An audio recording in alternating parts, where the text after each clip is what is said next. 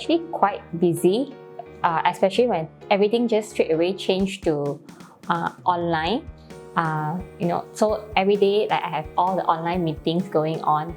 So there are times that I really didn't sleep just for online meetings during that time, because students have sudden change and they have different things that's going on. How I cope also, I really thank that my housemates, they're actually quite good. They actually cook for me. There are times that I also cook for them. So this is how I am able to cope during the first MCO.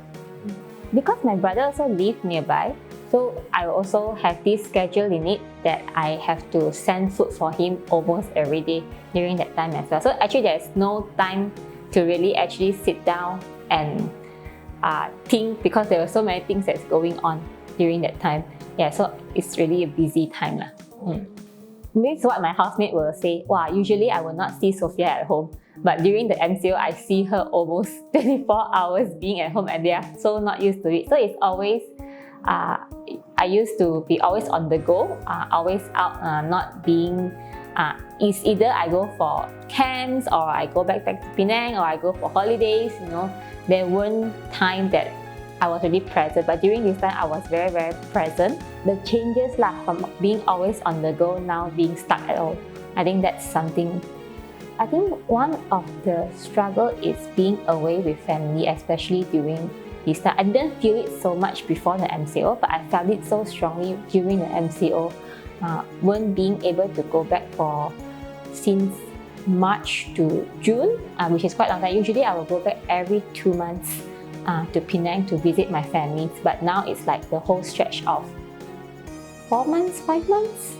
Yeah, because I know that the borders didn't open even after June, if I'm not mistaken.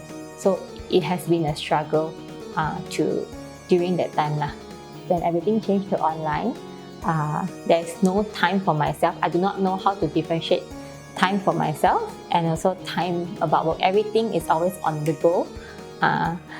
Like you have to be 24 hours being available suddenly.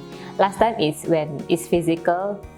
You just choose this Monday is for this campus, Tuesday is for this campus. Now it's like every day for every other campuses, that kind of things.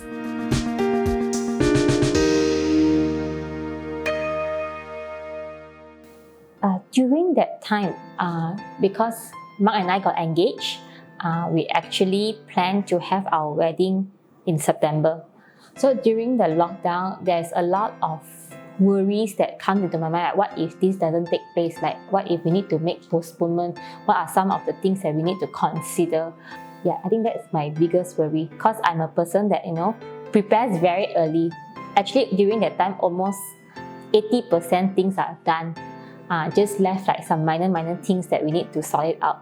But if sudden things change, I do not know how to change. I think that is the worry that I have during that time. One thing was very good is during that time is Mark and I, we decided to let's pray with each other or pray for one another every night before we sleep. And that time he was back in his home, we are also away, so we just communicate through phone calls or video calls only. Yeah, so I think prayer really, really helps during that time. It helped me to put things into perspective, knowing that if I would have to postpone, I'm still at peace. But I know for sure that, God will make a way during that time. So we still proceed with our plannings until it really happens. Yeah, I must say that pre-COVID, I don't really call back. I usually wait for my parents to call me back. But I think during the MCO, it has made me realize that how much or how important it is, to although that I'm not physically present, that I can be present via online or calling them more often. And not only my immediate family, because I'm also very close to my extended family as well. So during COVID also helped me to realize, actually I can use online platform to connect back with my families back home. After I don't call back, I will wait for my mom to call me. Everything starts to resume normally already. So yeah, I was very happy today. Yeah. So recently, I'm able to meet the students. For 4 days, 3 nights, we had our CPR in Melaka. I was very glad that I'm able to meet them for the first time physically during that time. The planning was really, everybody scares the committee saying that, oh, you all will have late night sleep, that you will have to plan like the whole night. But they did it so efficiently and so effectively that actually at night we sleep late because we were talking nonsense.